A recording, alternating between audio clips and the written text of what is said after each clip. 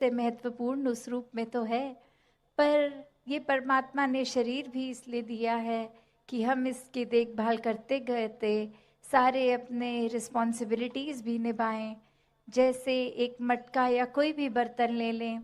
एक बाहर की सुंदरता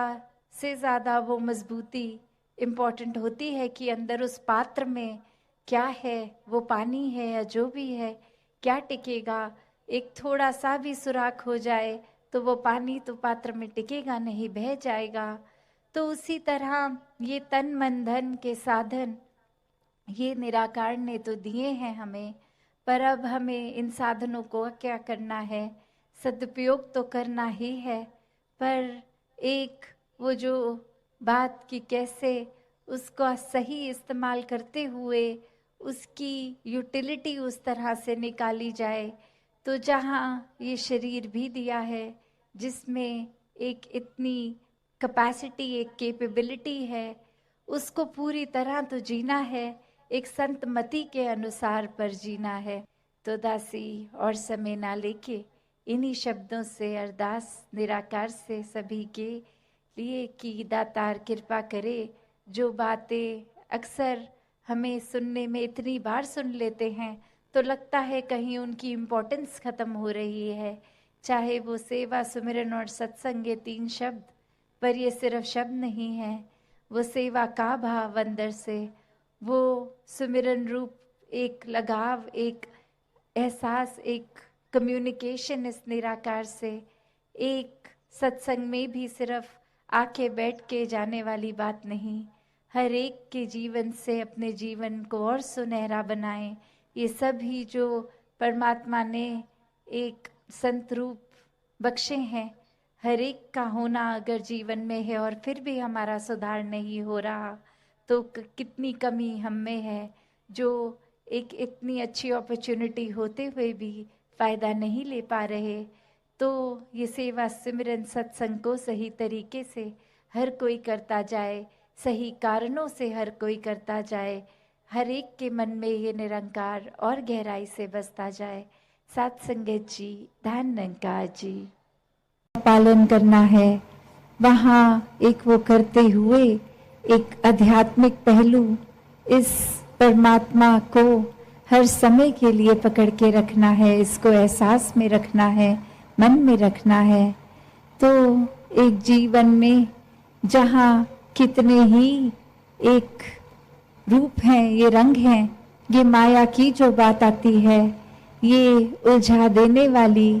कि सब कुछ सरल है भी तो भी वो कॉम्प्लिकेशंस के कैसे ये कभी कभी चाहे वो दिमाग का अपना ही उपज हो या फिर एक कोई सामाजिक रूप में कुछ चीज़ें जो जिस तरह नहीं होनी चाहिए उसको वो वैसा रूप दे दिया जाता है। तो कैसे हर समय जब विचरण भी इसी समाज में करना है, एक अपनी बुद्धि के साथ ही इस शरीर में ही जीना है, तो भी कैसे ये चीज़ों को हावी नहीं होने देना खुद पे। तो ये भरम भुलेखे, ये भ्रांतियाँ, ये सुपरस्टिशन, ये तो एक जहाँ संसार में है, खुद पे उनका रंग कैसे नहीं आने देना। एक इंसान हमेशा जहाँ ये तो सोचता है कि जीवन को एक अच्छा जीवन जीना है, एक हर समय अच्छाई सुकून महसूस करना है,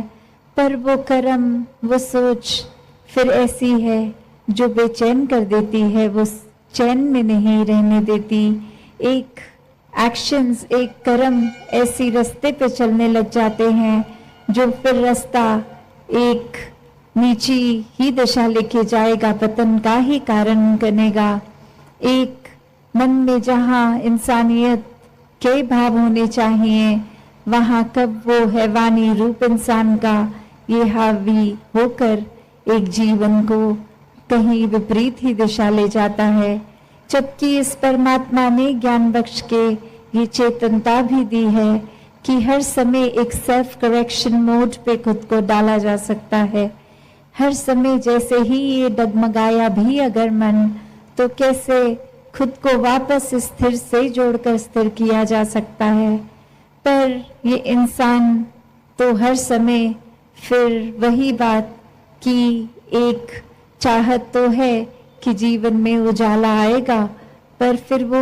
उजाले को पता भी है प्राप्त करने का एक भक्तों ने रास्ता दिखाया, पर ये अंधकार में ही एक विचरण करने का एक मजा आने लग गया। एक जब पता भी है, अक्सर हमें कुछ भी जीवन में कर रहे होते हैं और वो बात ऐसे लगती है कि हाँ ये ख्याल आया तो था, पर उस पे कुछ एक्ट नहीं किया, उसको ज्यादा गहराई तक सोचा नहीं, जैसा चल रहा था सब कुछ चलने दिया। तो बात वही, वो जो हम कॉन्शियस की बात करते हैं, एक चेतनता की बात करते हैं कि अगर ये कोई बदलाव के लिए एक जीवन में सोच आई भी तो उसको अनदेखा कर दिया, उस पे तवज्जो ही नहीं दिया, एक आई गई बात हो जाती है। तो ऐसे ही इंसान इस संसार में आए तो हैं, एक रूप ये कि ये पता है सब माया है, सब क्षणभंगुर है, कुछ भी हमेशा नहीं रुकना, फिर भी हर एक चीज पे मन इस तरह टिका लेता है कि फिर वो ना होने का दुख एक अंदर से मन को खलता है कि ये सब कुछ हासिल होना चाहिए था और वो नहीं हासिल हो पा रहा। तो फिर उसके ही गम में वे रहकर, तो एक कहानी भी इसी प्रकार की कि कहाँ एक इंसान उठता है सुबह और जाके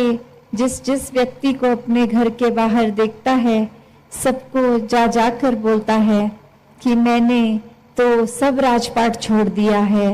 एक मैंने सब चीज़ों को, सुख सुविधाओं को अबैंडन कर दिया है, ये एक मैं इतना बड़ा राजा और फिर कुछ भी अब मैं उस तरह वो नहीं अपने पास एक लग्जरियस लाइफ रख रहा हूँ। और वही व्यक्ति के जो ये सुनने वाले,